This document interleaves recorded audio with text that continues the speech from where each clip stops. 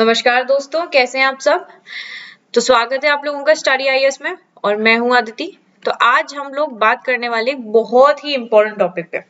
तो जी हाँ, आज का जो टॉपिक है वो बात करेगा ग्लोबल फ्रीडम वॉचडॉग रिपोर्ट पे। तो जो ग्लोबल फ्रीडम वॉचडॉग रिपोर्ट है वो इंडिया को डाउनग्रेड करती दिखा रही है। इंडिया को फ्री से पार्शियली फ्री का जो टैग मिला है, पहले हम एक फ्री नेशन थे, ठीक है, बट अब पार्शली फ्री कहा जा रहा है। यानी कि कहा जा रहा है कि मोदी गवर्नमेंट के अंडर हम लोग बिल्कुल भी मतलब we are not that much free, we are not liberal, the government is not liberal and अगर कोई भी अपनी बात आवाज उठाने की कोशिश करता है तो उसको दबाने की पूर्णतः से कोशिश की जाती है। अब देखते हैं कि ये जो रिपोर्ट है कि ये जो टैग मिला है इंडिया को फ्री से पार्शली फ्री का, ये किसने दिया है। ओके, तो नाउ इंडिया को ये जो पार्शली फ्री का टैग है वो दिया गया है आपके फ्रीडम हाउस द्वारा। अब आप लोग सोचेंगे ये फ्रीडम हाउस क्या है, ठीक है। ये जो फ्रीडम हाउस है ये एक तरीका का एनजीओ है। देखिए बहुत सारे लोग नहीं मान रहे क्योंकि वो कह रहे हैं कि भैया ये तो एनजीओ है, पर ये एनजीओ इम्पोर्टेंट भी है। इम्पोर्टेंट क्यों है ये भी मैं आपको बताऊंगी। तो बेसिकली फ्रीडम हाउस आपका एक एनजीओ है जिसके द्वारा जारी की गई है रिपोर्ट कि जो भारत का स्टेटस है वो गिरा दिया गया है from free democracy to partially free. ठीक है, पहले हम लोग फ्री डेमोक्रेसी में थे बट अब we are partially free under Modi government. ठीक है, मोदी गवर्नमेंट क्यों कहते हैं, क्योंकि बीजेपी को जो भी प्राइम मिनिस्टर होता है उसी की गवर्नमेंट बोल देते हैं। तो basically you are talking about Modi government.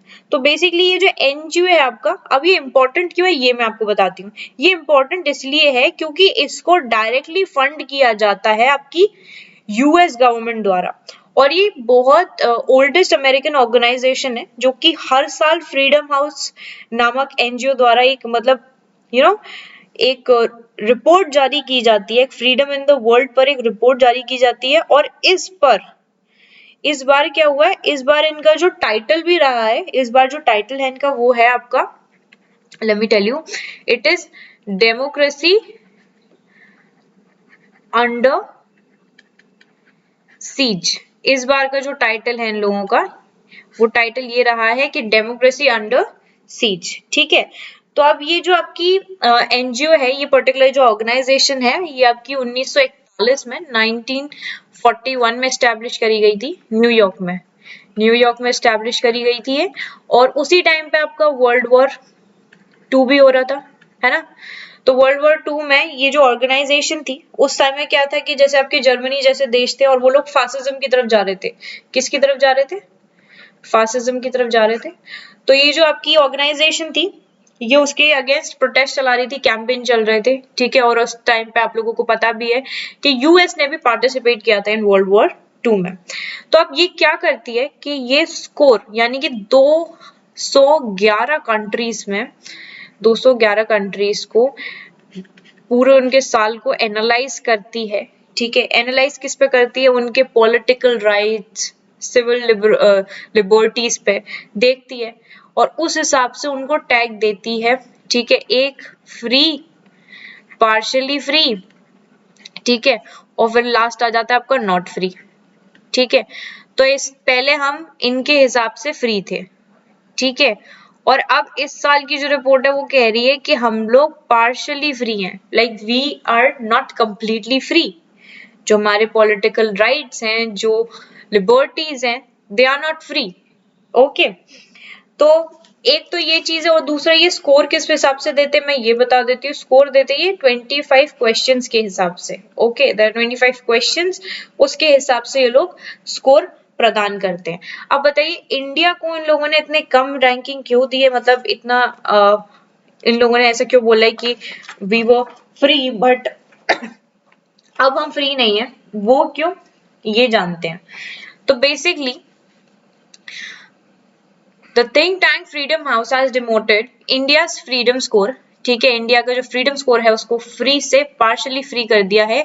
ये कहा जा रहा है कि जो राइट है और जो सिविल लिबर्टीज है उनको इरोड किया गया है जब से नरेंद्र मोदी जी बने हैं प्रधानमंत्री 2014 से। अब स्पेशली अब 2014 से तो देखिए 2014 से मतलब जो हमारे सिविल जो हमारे जो राइट्स हैं, जो लिबर्टीज हैं, उनको इरोड कर दिया गया है जब से मोदी गवर्नमेंट आई है। और ये रेफर कर रहे हैं स्पेशली जो अटैक्स हुए थे मुस्लिम्स पर, ठीक है। ये बेसिकली जो आपका जमातियों वाला केस था उस पे बात कर रहे हैं। और फिर जो सेडिशन जो लॉ है उसका हर बारी यूज हो जाता है, ठीक है, उस पर भी कर रहे हैं कि अगर कोई भी मान लीजिए जैसे फार्मर्स वगैरह प्रोटेस्ट करने के लिए आ रहे थे तो उनके साथ जो भी चीज हुई, okay. And see we don't blame anything like कि वो लोग, अब देखिए उन लोगों ने एक पर्टिकुलर रिपोर्ट जारी की है, अब इसमें कितनी सच्चाई है कितनी नहीं है और किस हिसाब से गवर्नमेंट के अगेंस्ट है, लाइक वो चीज पे हम लोग बात नहीं कर सकते। बट जो भी है कि हर बार ये जो यूज हो जाता है सेडिशन लॉ का, क्योंकि अभी आपका जो दिशा रावी का केस था that was also a very good example of this, ठीक है। और दूसरी चीज जो गवर्नमेंट ने कोरोना वायरस के टाइम पे, ठीक है, वो जो उनका रिस्पॉन्स था लॉकडाउन के अंतर्गत, ठीक है, वो जो जब लोग सड़कों पे निकल रहे थे तो उनको मारना पीटना ये सारी चीजें, and see somewhere or the other things can be right and things can be wrong, ठीक है।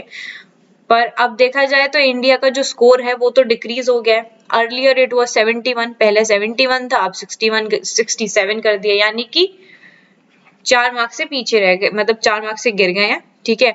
तो इनकी जो रैंकिंग है वो 100 में से होती है, तो 100 में से हम लोग 71 पे आते थे और अब 67 पे आ गए हैं।